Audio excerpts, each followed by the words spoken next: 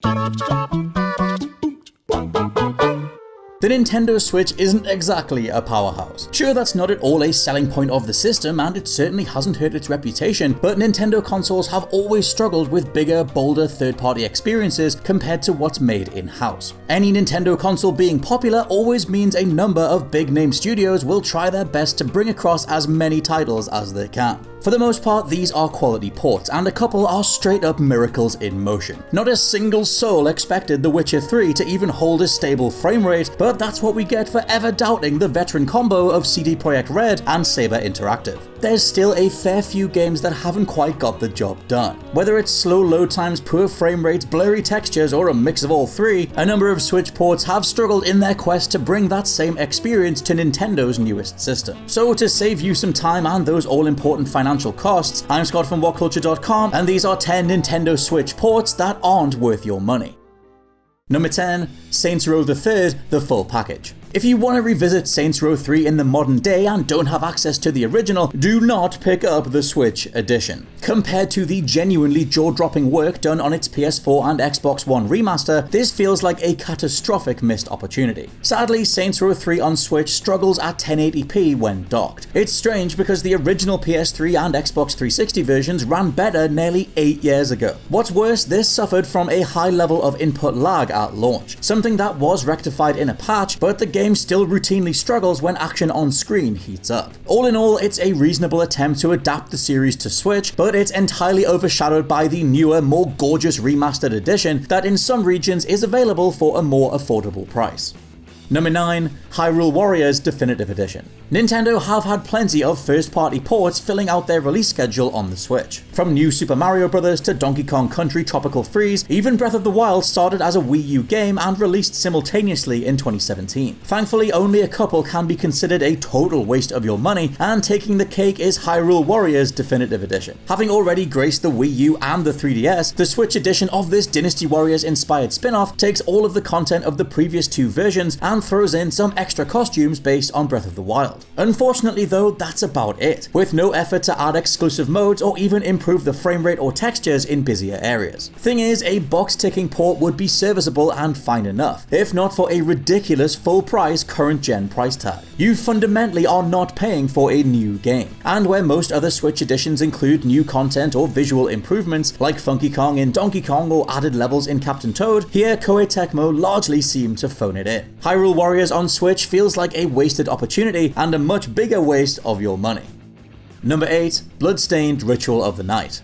As a spiritual successor to Castlevania from the same creator, Bloodstained Ritual of the Night delivered a worthy adventure that Simon Belmont would be proud of. It's a damn shame then that the console it should have been perfect for struggled to deliver. With various issues including input lag, poor frame rates, low resolution textures, lengthy load times, and general crashes, the other editions of the game did not suffer anywhere near as many problems, if at all. As much as many of these issues were eventually fixed in a subsequently large patch, much of the damage had already been done. The patch itself also took a long time to arrive, and again it's one of those cases where playing it just for the sake of it being on handheld means that players are missing out on a superior edition of the game elsewhere. Bloodstained has since been updated to parity with its console and PC siblings, but the experience is far more rewarding everywhere else. Also, as a side note, grab the 8-bit inspired prequel Bloodstained Curse of the Moon instead. That thing is old school Konami charm personified, and it's perfect on Switch.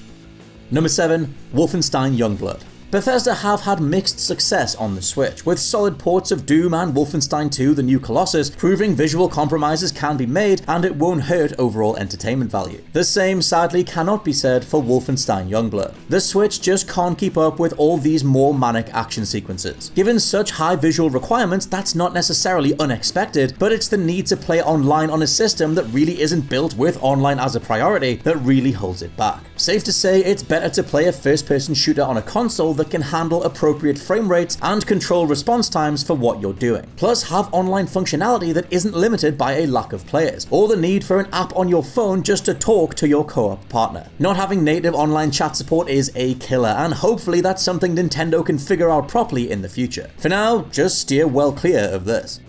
Number 6, Overwatch. Overwatch on Nintendo Switch is a prime example of an idea that sounded great on paper, but in reality was just not worth the time and effort in porting it to an inferior piece of hardware. Sure, there's a novelty to experiencing a Reinhardt smashing through a defensive line in handheld mode, or motion controlling a Junkrat tire towards the enemy, but let's get serious for a second. If you're still playing Overwatch in the modern day, it's for accurate head-clicking on PC, quickfire reacting to saving a dedicated team from disaster, or just competitively rising through the ranks yourself. You're just not going to find that kind of experience with the game on Switch, and you'll be turning off those gyro controls faster than Genji needs healing. Just the base reality of finding a team of players to compete against can be a painful wait. The Switch's user base isn't bursting at the seams with players compared to other platforms, especially on PC, and this leads to longer than normal skirmishes with randoms, instead of taking part in a proper match or two. Without dedicated crossplay or cross-progression, fans of the franchise would do better to travel to another console instead, especially with Overwatch 2 on the way. Number 5. Mortal Kombat 11. In fairness to MK11, it's not a bad port in some key areas. Visually, this is a downgrade, and there's a few issues with load times, but as this list has proven overall, that's a given for larger third-party offerings on Switch. No, the biggest crime that sticks out and makes you question why you're even bothering is an ugly, messy as hell crypt. The place where all the game's skins, brutalities, fatalities, and unlocks are tucked away, the crypt in MK11 is even bigger and more interactive than ever, with plenty of entertaining nods to MK's past. Unfortunately for Switch lovers though, the crypt here is an incredibly bad and blurry experience that feels more at home on the Wii, if not something even older. It's a vastly underperforming area, with much of the experience covered up by some dreaded Superman 64 style fog, instead of a more serviceable workaround. Number 4. Payday II.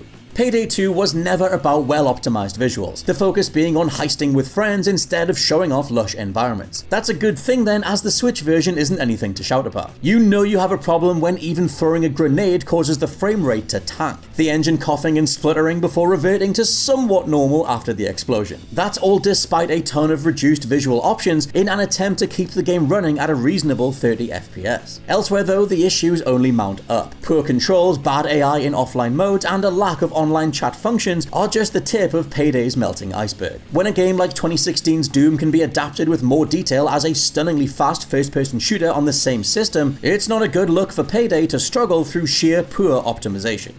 Number 3. The Outer Worlds. It's all in the details on more high-end consoles, so many ports rely on shrinking the resolution and overall texture quality in order to reasonably fit within the Switch's system requirements. Case in point, The Outer Worlds lost most of the beauty of its open world in the process, with a ton of sacrifices made just to get it working at all. Rocks blur into the surroundings as once vibrant locales seen on Xbox One, PS4 and PC become nothing more than a bland Google Maps before it's loaded looking world. The cuts made are obvious and numerous. It's clearly a miracle this game can run at all, and that must be applauded, but you have to question if Obsidian would have been better just canning this version altogether. Visual fidelity is not the be-all end-all, but much of what makes any open world game appealing is the exploration of strange lands and unusual places, something that's totally lost in the translation here. Here's hope that the biggest issues can still be patched out, but until this comes with a glowing recommendation, you should explore the world of Halcyon elsewhere.